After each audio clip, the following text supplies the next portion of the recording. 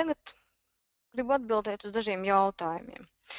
Viens no jautājumiem, kas mums regulāri, kad jumis kaut kādas atskaites, kaut kādus dīvainus datus saskaita un nevar saprast, un kaut kādas atskaites neatverās un atbalsts, parasti saka, pārbaudiet reģionālos iestatījumus. Vai jums ir pareizs datuma formāts? Jā, mums ir pareizs datuma formāts. Lūdzu, atsūtiet, parādiet, kāda jums tā atskaita. Un tiek atsūtīta atskaite, un tur ir, un tad man ir jāatver kāds Excels vaļā. Ceru, ka jūs to smuki visu redzēsiet. Un tur ir, piemēram, šāda te informācija.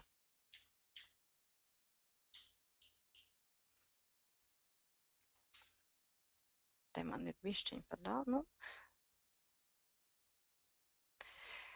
Nu, te man ir vēl, lūk, ir šāda informācija, 11.02.04, un tad man rodas jautājums, vai tas ir 11. februāris 2004. gada, vai tas ir 4.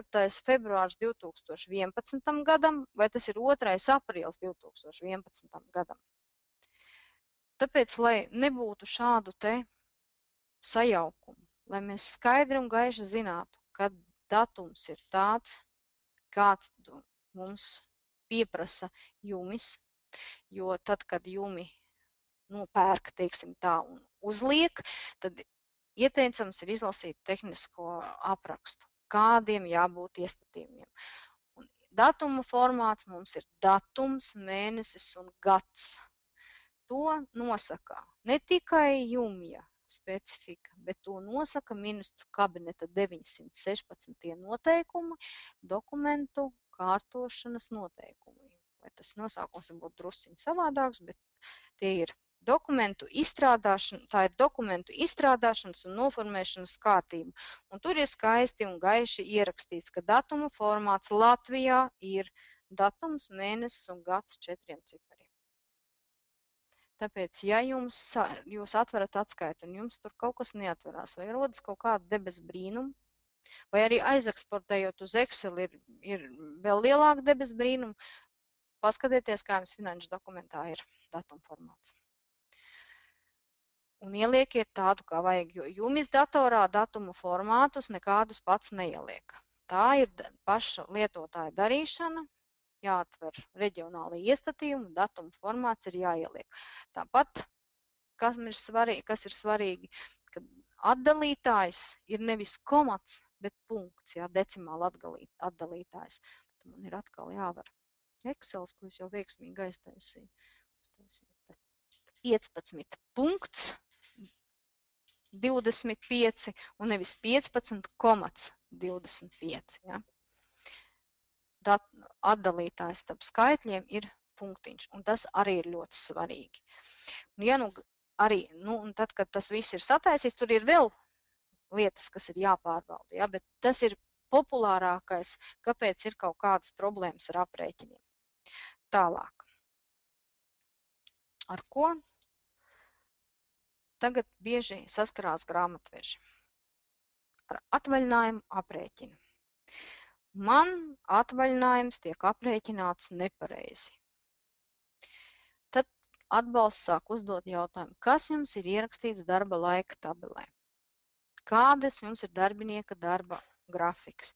Izrādās, ka darbinieks strādā 4 stundas dienā, pirmdienās, trešdienās un piekdienās, bet atvaļinājums tiek aprēķināts tieši 2 reizes lielāks, jo darba laika tabelē ir ierakstīts, ka darbinieks strādā katru dienu 8 stundas. Tas, ko jūs savā tabelē esat jumī pateikuši, tā arī jumis aprēķina. Un ja darbiniekam ir kaut kāds savādāks darba laiks, viņš strādā, tā kā man šeit, piemēram, ik pa kaut kādām dienām 24 stundas, tad tieši tāds darba uzdevums ir jādod, lai jumis pareizi aprēķinātu atvaļinājumu. Jo, ja jūs pateicāt, kad ir jāstrādā 8 stundas dienā, atvaļinājums tiek aprēķināts par 8 stundām dienā. Jo nav darbiniekam jāpārmaksā, un jūs paši zinat, ka alga 100 lati, atvaļinājums 200 lati, tā nevar būt. Ja, jo atvaļinājuma nauda ir darba algas kompensācija tajā laikā, kad darbinieks atpūšās. viņš ir ikgadējā atvaļinājumā, jo viņš to ir nopelnījis. Tāpēc jāsako līdzi, kas ir ierakstīts darba laika tabelē. Ja darba laika tabelē plānotais būs, nu es teikšu tā, pilnīgi murgains, tad tikpat murgaini tiks aprēķināts arī atvaļinājuma nauda un arī slimības nauda. Ja? Un tam ir jābūt pareizi sakārtotam, nu vismaz 6 mēnešus iepriekš, lai varētu jumis balstoties uz faktu izrēķināt. Tas, ka darba algu sarakstā pie aprēķina ir ierakstītas kaut kādas stundas, vienalga kādas, ja? Tas nenozīmē, ka atvaļinājuma naudas aprēķinā, ja?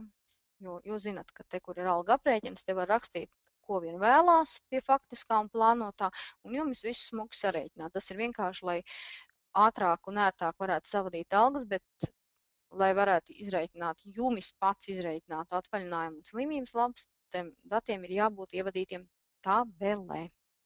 Otrs, kas ir ar ko ir bēdas, ar svētku dienu norādīšanu kalendārā.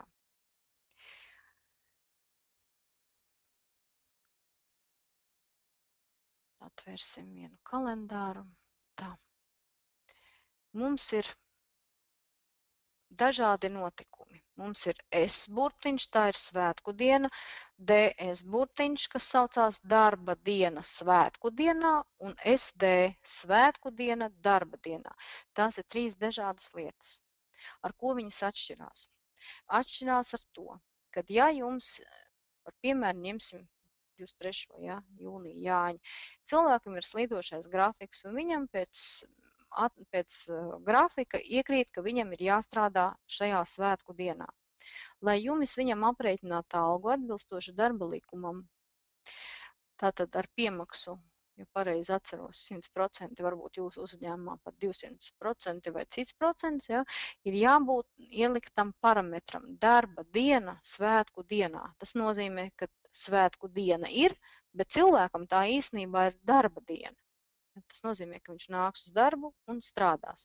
Savukārt tiem, kuriem citādā veidā būtu jānāk uz darbu, bet darba likums viņam iedod brīvu un viņam nav nekāds slīdošais grafiks. Nu, piemērs ir grāmatvežs, protams, ja, ar cieto algu, teiksim tā.